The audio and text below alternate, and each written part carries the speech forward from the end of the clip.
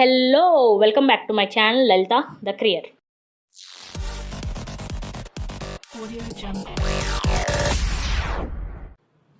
So మనకి ఏమేమి documents కావాలో నేను టకటకా చెప్పేస్తాను, మీరు టకటకా నోట్ చేసేసుకోండి.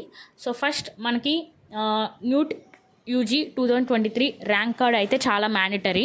సో ఎవ్రీవన్ వాళ్ళ ర్యాంక్ కార్డ్ అనేది దగ్గర పెట్టుకుని పీడిఎఫ్ ఫైల్ వచ్చేసరికి 500 KB. సో 500 KB మించి మనం ఎక్కువ ఫైల్ KB అనేది ఎక్కువ ఉండకూడదు, అలాగే తక్కువ ఉండకూడదు. And next birth certificate. So birth certificate వచ్చేసరికి SSC మార్క్స్ మెమో ప్రకారం ఎలా ఉందో ఆ బర్త్ సర్టిఫికేట్ వచ్చాలి, అది కూడా 500 KB.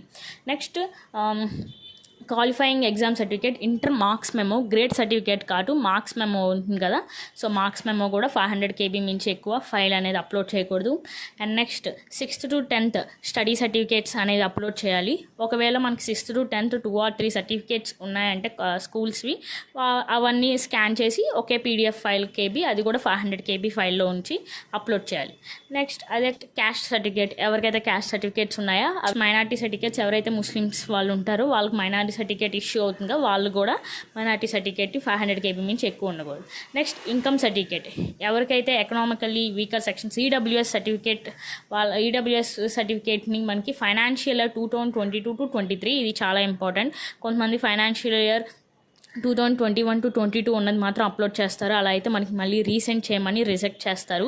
సో ఫైనాన్షియల్ ఇయర్ వచ్చేసరికి 2022 నుంచి 23 అనేది ఉండాలి. Next parental income certificate or white ration card, ఈ రెండిట్లో ఏదైనా మనం అప్లోడ్ చేయొచ్చు, అది కూడా 500 KB. And next person with disability certificate ఉన్న వాళ్ళు డిసబిలిటీ సర్టిఫికేట్ని అప్లోడ్ చేయాలి. నెక్స్ట్ NCC సర్టిఫికేట్ ఉన్న వాళ్ళు మాత్రం ఎవరికైతే మోర్ దెన్ 1 సర్టిఫికేట్ ఉంటుందో అది సింగిల్ PDF ఫైల్లోకి స్కాన్ చేసి పెట్టాలి, అది 1500 KB ఉంటుంది. నెక్స్ట్ అదే కాకుండా క్యాప్ సర్టిఫికేట్ ఎవరికైతే ఉంటుందో వాళ్ళు 200 KB మించి ఎక్కువ పెట్టకూడదు, తక్కువ పెట్టకూడదు. సో అన్ని 500 KB అని అన్నీ కాకుండా కొన్ని 1500 KB 2000 KB ఉన్నాయి, చూసి జాగ్రత్త పెట్టండి. నెక్స్ట్ స్పోర్ట్స్ కోటాలో ఉన్న వాళ్ళు ఎవరైతే ఉన్నారో వాళ్ళ స్పోర్ట్స్ సర్టిఫికేట్ వచ్చేసరికి 2000 KB. And next Aadhaar card వచ్చేసరికి 500 KB, అది జిరాక్స్ అయినా ఒరిజినల్ అయినా ఏదైనా స్కాన్ చేసి మనం అప్లోడ్ చేయొచ్చు. నెక్స్ట్ అదే కాకుండా local status certificate issued by the MRO of AP. So candidates ఎవరైతే తెలంగాణ నుంచి ఆంధ్రప్రదేశ్కి ట్రాన్స్ఫర్ అవుతారో సో వాళ్ళకి లోకల్ స్టాటస్ సర్టిఫికేట్ అనేది MRO కానీ candidates latest passport size photo, it's very mandatory, వచ్చేసరికి JPG ఆర్ JPEG ఫార్మాట్లోనే ఉండాలి, అది వచ్చేసరికి 100 KB.